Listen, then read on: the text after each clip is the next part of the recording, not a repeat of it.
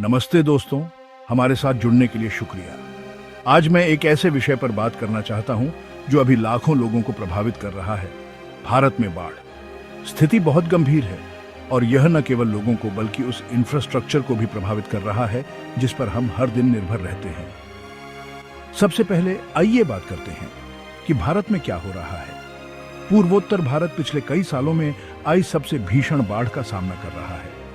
त्रिपुरा राज्य में भारी बारिश ने तबाही मचा दी है, जिससे 10 लोगों की जान चली गई है और 34,000 से ज्यादा लोग बेघर हो गए हैं। स्कूल और कॉलेज बंद कर दिए गए हैं और बागफा और बेलोनिया जैसे दक्षिणी जिले सबसे ज्यादा प्रभावित हुए हैं।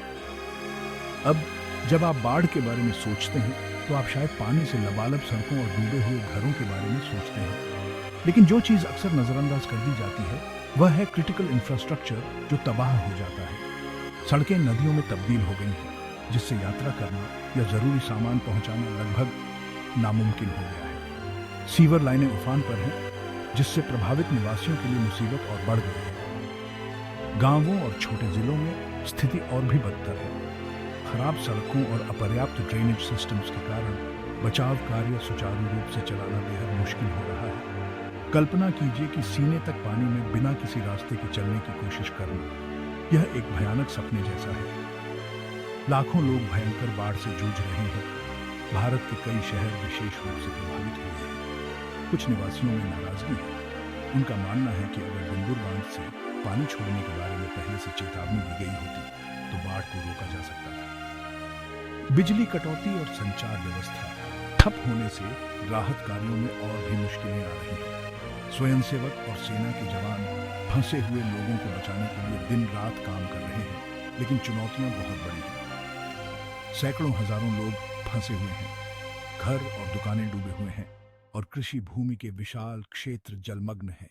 यह सिर्फ एक प्राकृतिक आपदा नहीं है, ये एक मानवीय संकट है। बचावकर्मी समय से पहले लोगों को सुरक्षित स्थानों पर पहुंचाने के लिए नावों और हेलीकॉप्टरों का उपयोग कर रहे हैं। और आइए आर्थिक प्रभाव को न भूलें। बाढ़ ने परिवहन नेटवर्क को बाधित कर दिया है, जिससे भोजन और दवा जैसी आवश्यक आपूर्ति पहुंचाना मुश्किल हो गया है। इसके दीर्घकालिक परिणाम विनाशकारी हो सकते हैं, खासकर उन लोगों के लिए जिन्होंने अपने घर और आजीविका खो दी है। स्थिति गंभीर बनी हुई है, लेकिन यह महत्वपूर्ण है कि हम जानकारी प्राप्त करते रहें और राहत प्रयासों में हर संभव तरीके से सहयोग करें। चाहे वह विश्वसनीय संगठनों को दान देना हो या बस जागरूकता फैलाना हो, हर छोटी बड़ी मदद मायने रखती है। देखने के लिए धन्यवाद और कृपया सुरक्षित रहें। अगर आप प्रभावित इलाके में हैं तो स्थानीय अधिकारियों के निर्देशों का पालन करें और सभी जरूरी सावधानियां बरतें। आइए एकजुट होकर